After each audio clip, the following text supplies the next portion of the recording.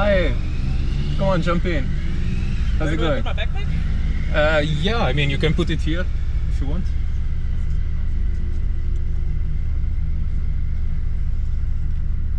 Here? No, on the outside. I can't get it.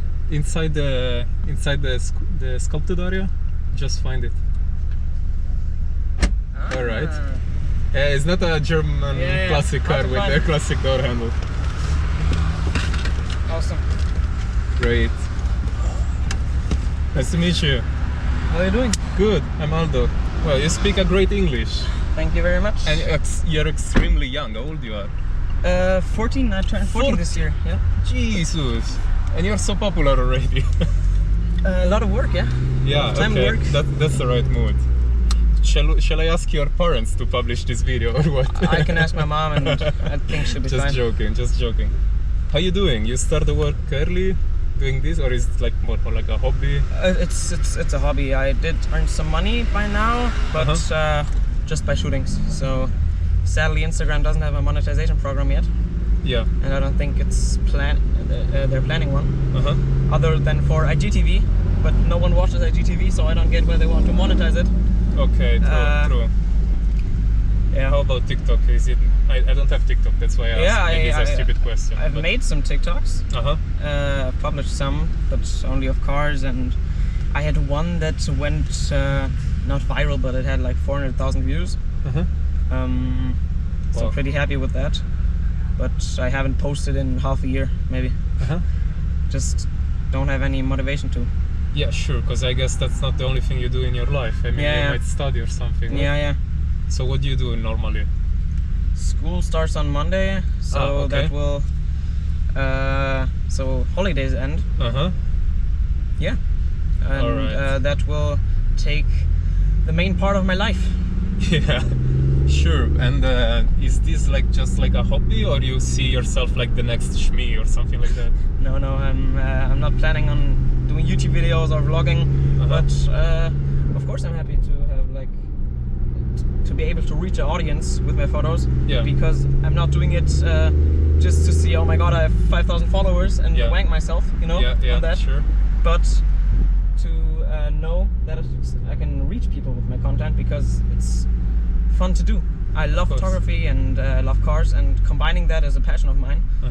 So a lot of time and work is what I put into my photos. Some photos I edit 4 hours just to put them on Instagram to get because likes, people might think you just take spot a car, you take the photo and you quickly upload it. It's not really like that. No. Doesn't go online the moment you spot the car. I've uploaded some Bugatti sets, some sets of the Bugattis. This car's quick. Yeah, it's quicker than I thought. Yeah. When I got it, I thought it was slower. Then it's some fun. Awesome. And I probably spent 20 hours on all the photos. Okay. I think it was 44 or 45 photos, and I probably spent 20 hours in front of my PC just editing those photos. Wow. Photoshop or what? No, I use an app no one knows. It's called On1 Photo Raw 2020. Because I'm not the biggest fan of paying monthly, the monthly fee. Yeah. But I will get Lightroom in maybe next year. I don't know. I mean, I think once you grow up your skills and you learn how to do, like, you want to do like videos and whatever, then in the end it's gonna be fair enough. You're gonna pay like 50 euro per month, which sounds like a lot, but in the end they give you everything you need. Yeah, that's true. Really, even beyond. I use only Photoshop, InDesign, After Effects, Media Encoder. I wish I could do Photoshop. A friend of mine is a fucking master at Photoshop, and the retouching he does sometimes blows my mind. Like he cleans up the photos so good. Sure. It's amazing. Yeah. But look at this. Oh my god! I saw that at an event. Did you photograph already? Yeah, I have photographed it once.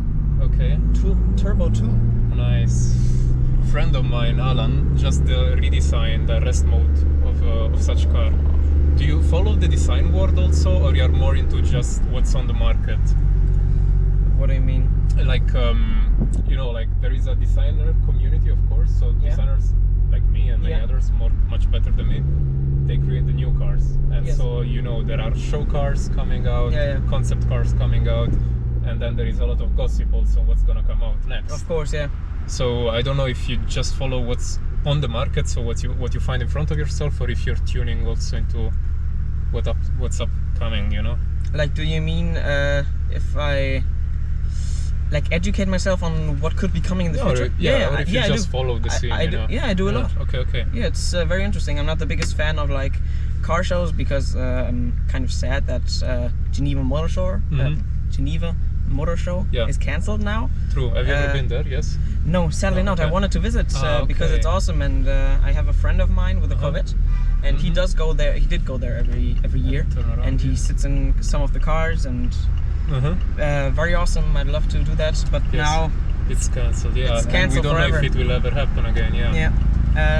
IAA is also cancelled, sadly, in Frankfurt. Yes. But I saw 356 Speedster. You think it's a replica or a real one? It's a real. No, it's a replica. I know him. Okay. I had my internship at Remise, as I told you. Adelman. Okay. That's Adelman. Okay. That's him. Would you ever drive a replica? Sure. Yeah? Yeah. Just don't tell people it's a real one.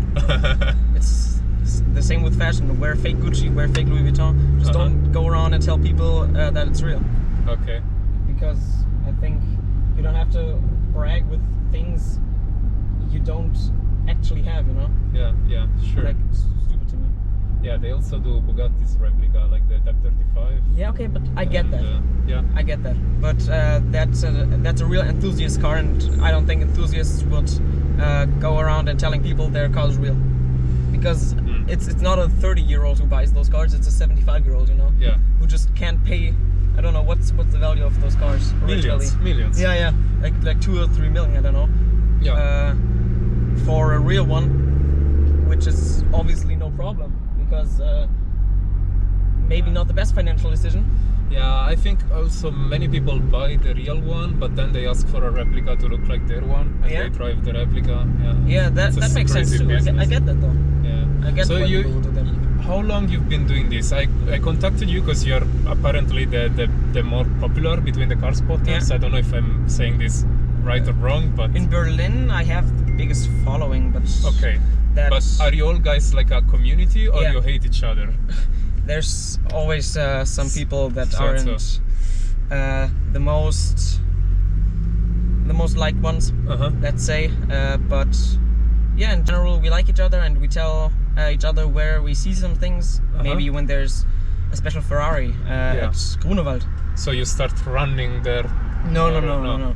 I live at the other end of the city. It takes me an hour and a half to go to Grunewald. I can't go there, basically. Okay. And so you have like a cloud where you all share the things, or everybody is the owner of his own? We know each other, and we have WhatsApp groups. Okay. So maybe someone spots a Ferrari in Grunewald, then they tell, Ferrari 488 Pista. So you're really spying over all of these people owning this? No. I mean, it's not in a bad way. I mean, in a passionate way. Well, crazy. There are people who just, I would say, do this every day. Like it's everything they do. But usually it's on occasion. Like spots are usually on occasion, I think. Yeah. When they're really random, of course, I wouldn't count Kudam as random spots, because we're here sitting here waiting for the cars to come. And you come here every weekend, or how does it work? Is it like Saturday? I would love to, but sometimes I don't have time. Of course you don't. But when I have time, I go here on Saturdays. And everybody has his own spot, or you can just go free? We're between Schlüterstraße and Knesebeckstraße. Okay. And I mean, you if let's say another spotter comes in your bunch of road, is it? We don't care. Okay. No, I like it because it's genuine. You know, it's about passion. It's not really. We're passionate. Maybe it's not yet affected by business dynamics. Therefore, it's still like about passion, and it's very enjoyable. hard to do as a job. Maybe part time you can sort of get it into your job, but main job, full time job, Shmi does that. Yeah, and Shmi doesn't do it alone. I talked to Shmi in Geneva, indeed. Yeah. And I think this was the year that we launched maybe the year we launched the Chiron, so it was March 2016. 16, yeah. Yes. And he had a moment to speak, and he said he has like like 10 people working for him or something like that. Surely he so does. Even in Geneva in a motor show, he has people making shooting of the cars for him, people taking notes about the cars for him, and he's just gonna do the videos where his face is in front of it, but all the rest is he of course has somebody supporting him. So there is a certain point where you can't grow anymore unless you understand you can't do it alone. Like Shmi is a brand. Shmi is not a company, but it's a brand, and it handles like a company. You need someone to do your social media for you. Yes, because true. This takes so much time. How many followers does he have? Hundreds of thousands of followers. He can't reach out to every single one. And of course he has a management too. Bugatti, when Bugatti wants to like do a cooperation with him, they don't text him on Instagram probably. They probably write an email to his management, hey, we want to do a video with Shmi, with the Devo, and let him come to Molsheim, and then we shoot a video. Something like that. Like, he doesn't do that stuff alone. But this then, indeed, as you said, it became a business. Now it's a company, it's a brand. Back to your reality. And I'm not saying this negatively, I like this one. Back to your your reality. Like, did you guys ever thought like, shall we team up and grow, or you keep doing it individually and then at one point you're gonna go to university and decide to stop this thing, or you perhaps wanna work in the car business and maybe you can take it along? That's everyone's own thing, I'd say. Everyone has a different plan of life. Some people might want to pursue it as Shmi did, and go spotting cars, start vlogging, and then maybe get an opportunity to shoot some of the cars. Some will stop when they have too much exams, maybe. It has all happened. Sure. So there are people in Berlin that aim to be the next Shmi. I don't know. You don't probably know. Not, but in Germany, probably. And you wanna work still in car world in one day, or are you completely gonna take another? No plan yet. I don't want to stress that on myself. Fair enough. You're 14. I mean, but what I like, to be honest, like I've been in Berlin 8 years. 8 years, yeah. Yes, and I've seen any kind of people, and I have to say I'm really concerned because people of your age already, they can get easily confused. You know, there is everything going on, clubs going on, and many bad things going on. And I was so shocked of people of your age already getting on the wrong road, let me say. And when I pass on the Kudam and I see all of you guys taking photos of cars or running to take a photo of a Monza or whatever, I'm feeling like relieved, because finally there are teenagers, let's say, that are still like going on the right road or being happy with something safe. Let's put it like that. Yes. So that's a good example, I think, to give, you know. So respect to that. And how long you've been doing this? I created my account on, I think, 31st of May 2018. 2018, okay, so 3 years. Very, very random coincidence. I heard of the word Carspotting, I don't know where, but I heard of it. And I knew what it was. Like, people photograph cars and put them on Instagram, YouTube, whatever. And I was on my way home from school, and I saw 488 in about this color. But it wasn't this one. I think it was from Düsseldorf, actually. Very, very random. I just saw a sports car. Yeah, I had my one of my first phones, and I took a photo, worst quality photo I've ever published probably, and said sorry for the bad quality, and posted it to my Instagram account. Which I created, which still has the same name. I'm looking for a new name, but it's taken, sadly. You mean the Berlin Carspotting? Or yeah, my name is Berliner Carspotting, but I want to change it because I don't want to be seen as a car spotter anymore, but more as a car photographer. Like, for me, it's about the art of photography. It's not like I post every car I see, but the best photos I get. Sure. Like, of course, I wouldn't post a Mustang. It's not gonna make it like this. Of course, I wouldn't post a Mustang or a Mini if I get a good photo of it. Oh, that looks... Ooh, bam! We got it on video. The nice thing of this 360 camera is that it's recording everywhere around. It's like a sphere. And got a bit of blue in there. Oh my god. I think we have to back up and go another way. Yeah, if the guy behind understands that, we try.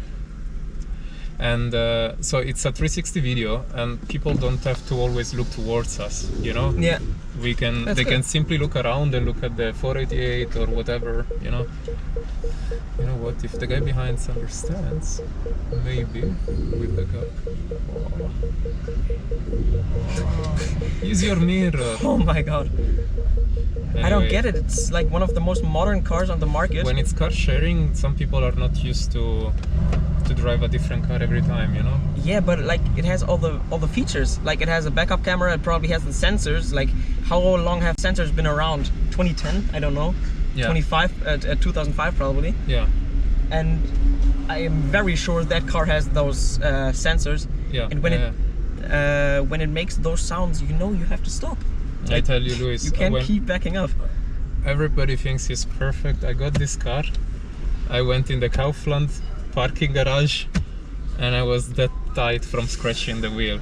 The wheel? Because it's so wide. This thing is like 197 and 20 inches wheels, and the places here are not built for that. And here in Germany you have this very tiny side step, gray on gray, and you don't see them.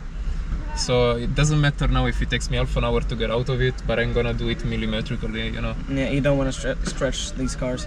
No, I mean it's a car. No matter what happens, I just want to enjoy it, blast it of kilometers. I want to travel with it, so I'm not gonna be like, oh my god, I have to protect and I can't drive it to the bakery or something like that. I'm gonna really use it and that's good. That's what these cars are made for, driving them. I hope so.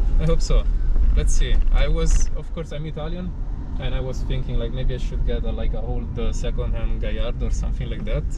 And in the end I was like, if I'm gonna travel with that, I'm gonna have to pray that it doesn't break down. Yeah, that's the thing with those Gallardos. I love the Gallardo, but I would never buy a Gallardo for 70k or 60k. Yeah, because also the price you enjoy them and they're fast and they're loud and everything and they make you happy. But when those cars break, they break. Yeah. Like, it's not a damage of 500 euros, it's a damage of 5,000 or 10,000 euros. Yeah, and my experience with Italian things in Germany, already with my motorcycle, have this MV Agusta. Whenever you break something, it's gonna take like 2 months just to get the part. Oh. And I don't want to have the car in the workshop for 2-3 months. Yeah. Every season, basically. And those cars are like cheap for a reason. Exactly. Like it's not without a reason that you get a Lamborghini for 60k, you know. Exactly. Like there's something why that car is so cheap and why that guy wants to sell it, you know. Yeah. Well, what's your opinion now on these electric cars, hybrid cars? You're still like, that's not I don't gonna like catch electric my heart, cars, or, and not only because like the main argument, they don't have sound, they don't have real engines. Like that's all right with me. Just somehow save the planet, please. But the problem is that producing those batteries, I don't know how to express in English, takes up the same CO2 as driving 20 years of diesel. And that's proven. Like, how does that make sense? Okay, it doesn't have an active carbon footprint. Like, it's zero. That's great. And you can always use that as an argument. But when people actually know how to get these, how to get the lithium for the batteries from somewhere in Africa and let some dirty people work for it, basically. And do the dirty work for them. I terribly feel guilty right now. It's wrong. And also, people think it's cheap to drive, but in reality, after a while, you're gonna have to change the battery pack. Exactly. So you have to spread 9,000 euro over the money you spent already to travel with this. It's not gonna be that cheap. That's another argument. Like, it's nice to have like no emission costs, basically, and all of that stuff. But after a while, the battery breaks down. Like it's not forever. And then that's not only not only something you have to replace, but it's also trash. It's bad for the planet, basically. And I don't get how people don't think of that when buying a car.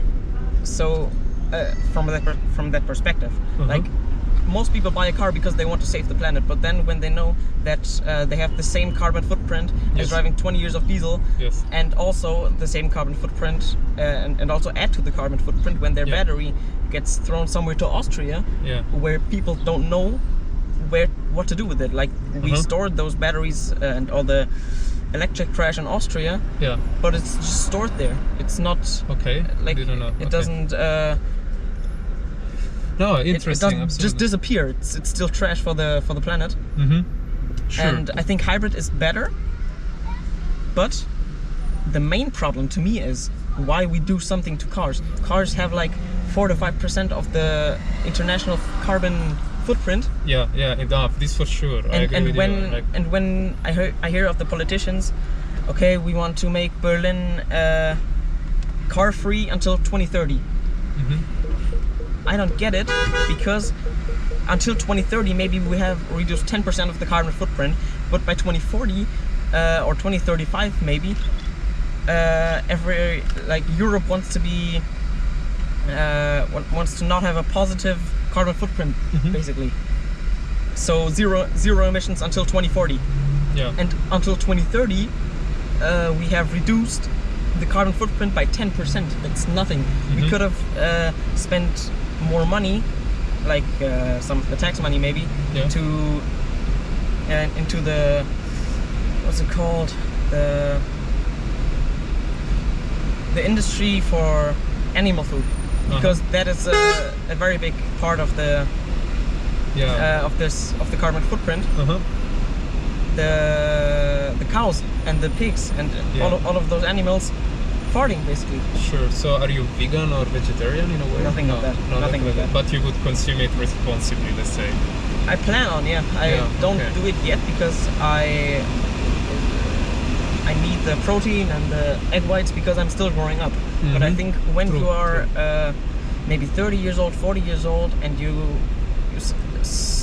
have to take responsibility for that, and you're not forced to stop eating meat or fish or anything, but it would be responsible to reduce. For sure. For sure. Amazing. How did you learn all of that, if I can ask? Parents, friends? No, not parents or friends. Internet, basically. Internet. I get a lot of things from the internet, and but I'm not the type of person to read something and then be like, oh, that's true, and then I put it on Instagram and whine about how bad the world is. Like, I do my research and check it up, and not every time, but I do it quite often because it's the right thing to do. Much respect. Absolutely. Let's see if the Starbucks is open and I can grab quickly something for us. What? That would be nice, yeah. Yeah, come on, let's leave the car here. What do you want? Let me think. Are you into coffee, or it's just too young for that? I'm a coffee guy. Okay. I'd have a medium-sized Java chip. Okay. With coffee in it. I think we go together, so sure. Because I don't have good memory for such thing. Alright, let's put it like this quickly. Alright, we got it. Okay, you can put yours there, I put mine here behind. I'll just have it in my hand. Oh yeah, okay. Fair enough. So luckily no ticket. What do your friends say about the car? Oh, they thought I was crazy to buy such thing. Like a sports car in general? I'm not rich, so no. Yeah, I mean it's still relatively expensive, no? But yeah, I mean I did the math and I saved a lot. No drugs, no alcohol, no smoke, and a lot of hard work.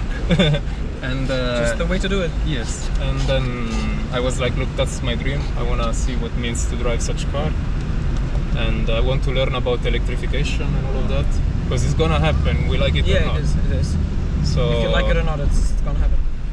So I want to learn about it, so at least I know what we speak about or what the next generation of clients wants. But if you would be the next generation of clients, you would pretend still to have a V10 fully petrol, or? As I do think that we don't have to change anything about the cars, yes, I would. But as I know it's not going to be possible, You're gonna adopt. Maybe. Yeah. Maybe. I would rather have an electric Bugatti than no Bugatti. I tell you, you know, my motorbike is very brutal. For example, it's 190 horsepower, 190 kilos. It's 1-to-1. Jesus Christ. So this means it's like a teleportation device. That thing goes ballistic forward. speed. Yeah. And so there is no many cars that can impress me. I mean, nothing feels like that. Neither this. But it still has some beauty in the electric torque. So it has this electric boost that gives you with the front engine, and I'm quite happy about it. And I don't know too much about this car. I've never educated myself on it. But to be fair, I'm not the biggest fan of the i8. Design-wise, very nice. But the powertrain, not my thing. You know how it is, no? With the 3-cylinder engine. Yeah, 3-cylinder hybrid. Yeah. And the thing I'm kind of sad about that BMW did it is the fake sound. The fake sound, yeah. I was disgusted by the idea. Yeah, just admit it. that it's a 3-cylinder, okay? Yeah. I mean, you can turn it off if you want, but it's fun. I mean, of course, it's not a real one, but still it's fun.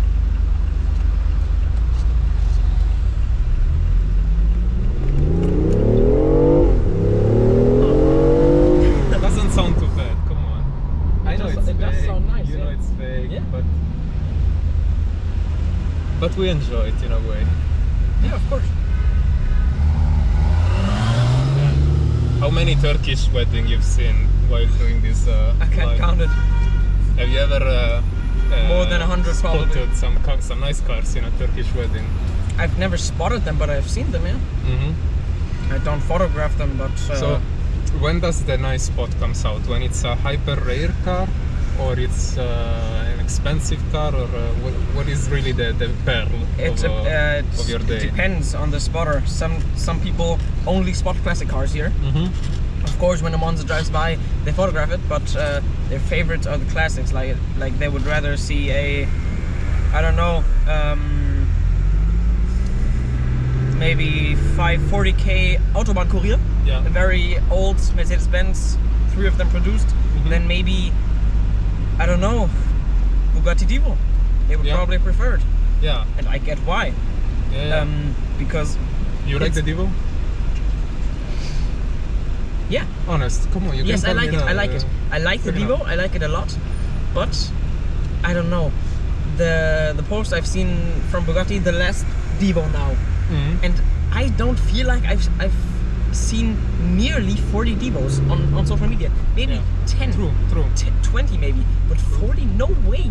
Like, so they are hiding them somehow. Yeah. But half of the Divos I've seen on social media are at dealers.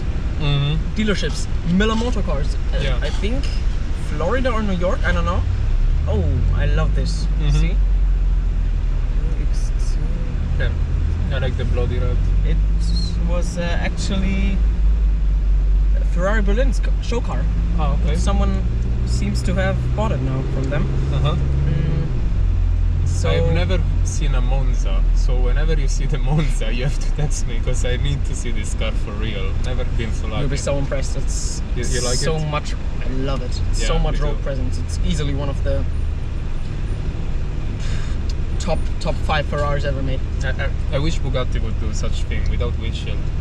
Even if just based on a Chiron, just chop the windshield. I think a Chiron Speedster would be nice. Would be nice. Not like maybe you like without the windshield, but I think the first step is a convertible for Bugatti. I don't think there's ever been a modern Bugatti convertible like since the Type 35 or something. Never. Veyron is kind of. Yeah, true. I forgot. Yeah. But it's not really convertible in a way that it's automatized. Yeah. But you know the Porsche Speedster? Yeah. I think that on maybe a Chiron, a base Chiron or Chiron Sport. Awesome. I think that would be a hit.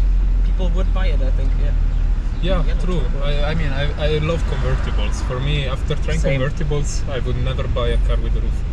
Because it's half the experience. Yeah, but you never been driving a car, and you never being so you say that driving like Gran Turismo steering wheel or so feels to you the same in a way, or at least in your idea, in your imagination. what do you mean? Like, you ever thought, like, maybe, I mean, you're still so young, but maybe you wanted to go in a parking place or a race track and try a normal car, even just a Renault Clio or whatever, just to try to drive it for real? Is it in the wish list that are coming, or? Maybe not my own car, but I think everyone should do that once. Yeah.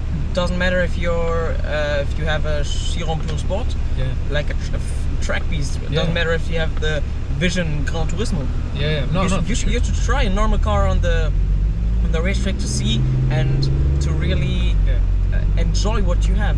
Yeah. No, you know? So that's what I mean. Like, because you don't have your driving license yet, and when I did not have my driving license, I was begging my mother to drive a very old Renault Clio. And she took me to the parking place of the stadium in my hometown, and you know, they did some sort of rally demonstration there, so there was still the racetrack painted, let's say, on the parking place, and so I was following this course with the Clio. Nice. And I was 13 years old, I think, so more or less your age, and I was learning how to drive. You're making me jealous. No, jealous no, but I'm curious to see if you're still like really, I'd love to do it. Looking forward driving, or if you know, people of your age are losing the I love the desire. I would love the sheer feeling of driving, like being behind the wheel of a car and like being able to control it. Doesn't matter if it's fast, I don't care.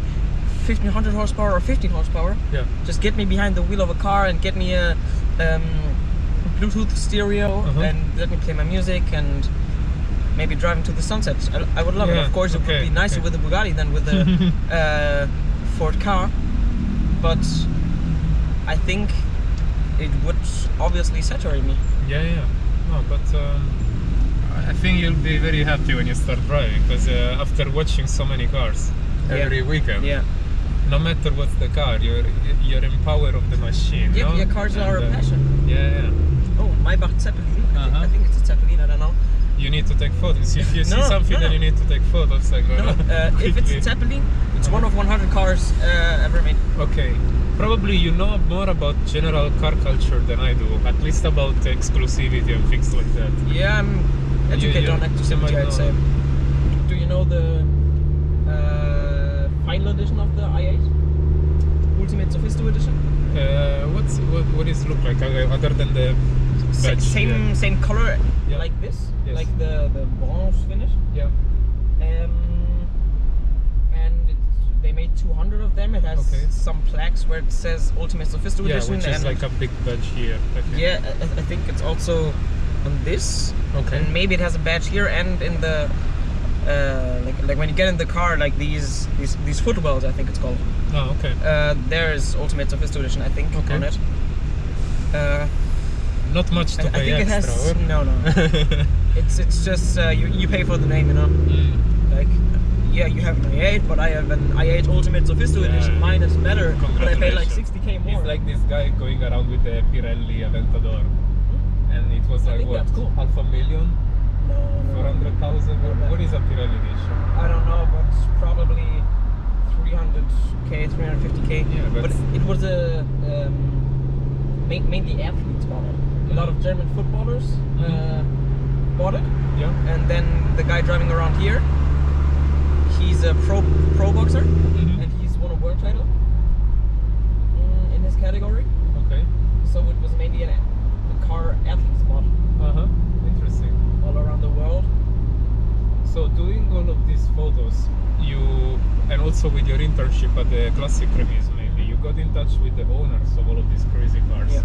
Now, without saying any name, there is anybody that surprised you either because of their job, like an athlete indeed, or because maybe the way they made their fortune was a strange idea? What are some of those that shocked you? Like maybe a rapper or whatever? I can't say too much, but there's surely stories of these people. Yeah. Like they're mostly like 40, 50 years old. Okay. And of course they have so much experience in their life and they've experienced so many cool things, and some of them maybe you find online. Yeah. And it does surprise you. Yeah. Yeah. Is it motivational to you? There is somebody that maybe you're like, I'd like to be like that guy. Maybe not 100%, but I'd like to take a bit of that example in the future. Well, most people are in the real estate market, for example. Because that's Berlin, of course. Yeah, real estate, like wealth management, assets, those things, of course. But that's something I think every very rich person in Berlin has. Like it's not like I look at someone's career, like some of these owners' careers, and be like, oh my god, that's what I want to do. But it's like, oh yeah, if he does real estate too, maybe makes sense. Maybe I can get into that later. Okay.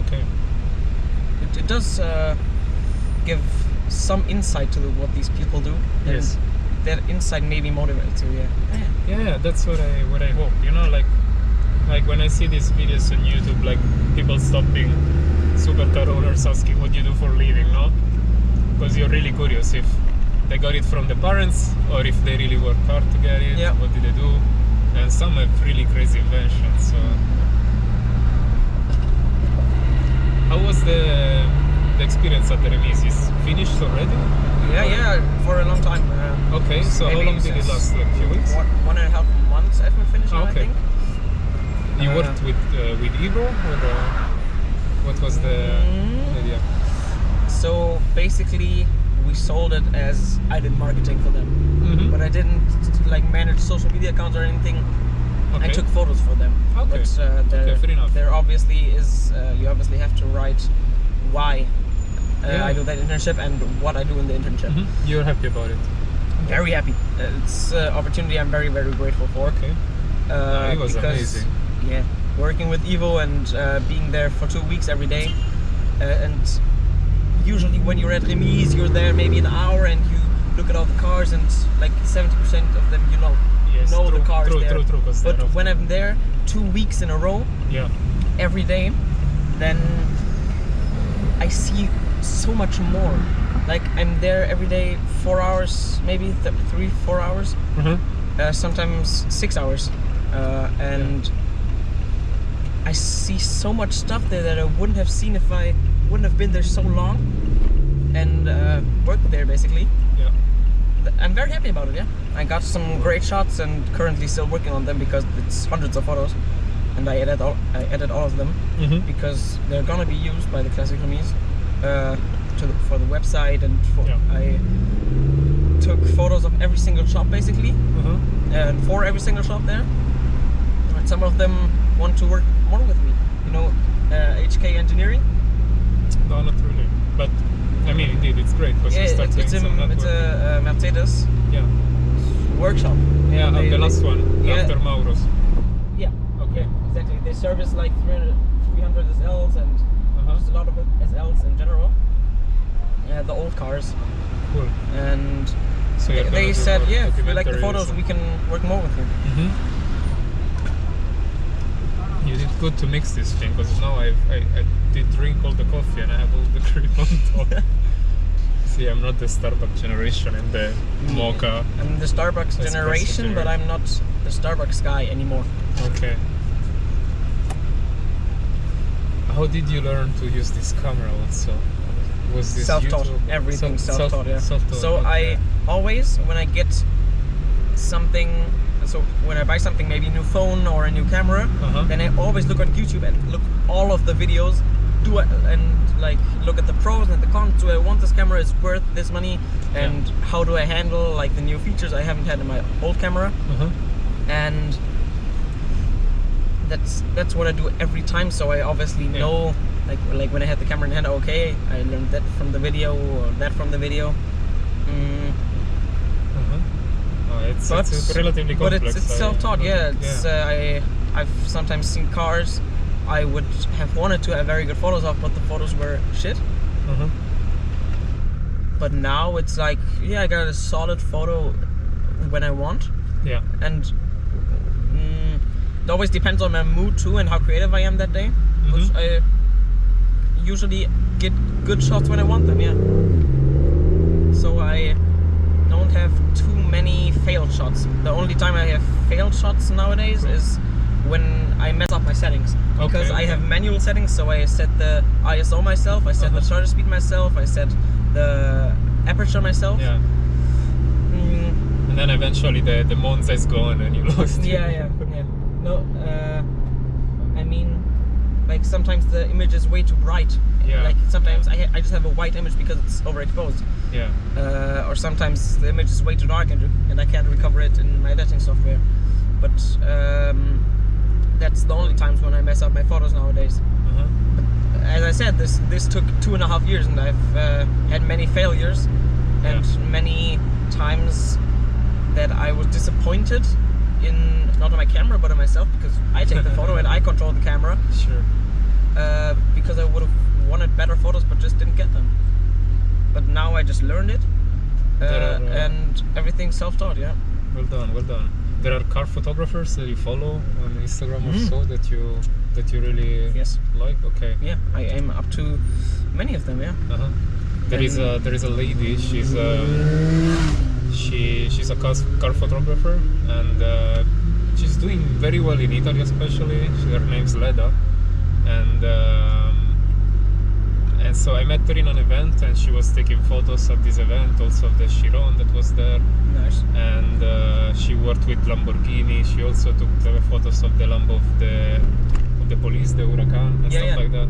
And I Huracan, really right? like. Huracan? Now it's Huracan in Italy. Yeah. It was Gallardo before. It was Gallardo, then the new Gallardo, then now it's Huracan. And what I love is that she doesn't just take a photo of a standstill car. There is always some movement, some story behind the shot. So it's another word to really learn how to do. And that's the difference between spotting and photography. Exactly. Like photography is something you call an art, basically. It's art. But like there's always a story behind a picture. Obviously not always on my photos, because there's not many chances to get a story behind a photo. Like a big story, but now you're doing shootings, no? So you can put a bit more of study behind it. Yeah, right. But like those very professional photographers, you can always see that there's a reason why they took that picture that way. True. Okay. And I do very look up to that. Yeah. Cool. Oh, Luis, that's amazing. I mean, I'm glad to have met you. Glad you took some photos of this car, even though it wasn't a diva car, let's put it like this. But I think the ambition, the motivation you bring with you, it's great. You did Thanks. Yeah, you started great. So I'm just looking forward to see what's your next step, let's say. Simple. Or you have an idea about it already? I just there's a top secret plan. Do what I get to do. I take every chance I get to get a shooting, get maybe even bigger things like the one with Bugatti. It was insane for me to have that chance. Cool. And I'm still not over it, basically. Like I still can't believe that Bugatti messaged me and said, hey, can you go there tomorrow? Like there's some cars there and we want you to take photos of them. Where was this? Where it was? Yeah. Brandenburg. It was in Brandenburg, between like it's not in the deepest Brandenburg, but when you get out of Berlin and drive like and was like 20 kilometers. Tell me some more about it. It was a private customer event. Okay. Like they... Whatever you can say, of course. They debuted the Chiron Sport, basically. And they invited customers to see the Chiron Sport, and if they like it, they can spec it. And if not, don't. Whatever. Sure. So you've been documenting this? Like making photos? Some of it, yeah. I didn't photograph anyone. I photographed the cars and the race shuttle there, like where they did the hospitality. Sure. They had. Did you have the chance to get close to the car, get inside? Of course. No, I didn't get inside. Okay, but next to you liked close to the car and saw it driving and all of that. Yeah. Cool. All right. Was it there that I picked you up at the crossroads? How much time do you have? Yeah, I need to go, to be honest, but we can see each other more often. I mean, nice. Always going around or whatever. Yeah, it was here. Was he? Okay, then I'll drop you by somewhere here. Well, it was great. I mean, we've been an hour together or something like that. It was a great talk, and when you have passion, you know, it's always nice talks comes out. All right, Luis, have a great day ahead. Thank you. Rock your weekend. See you soon.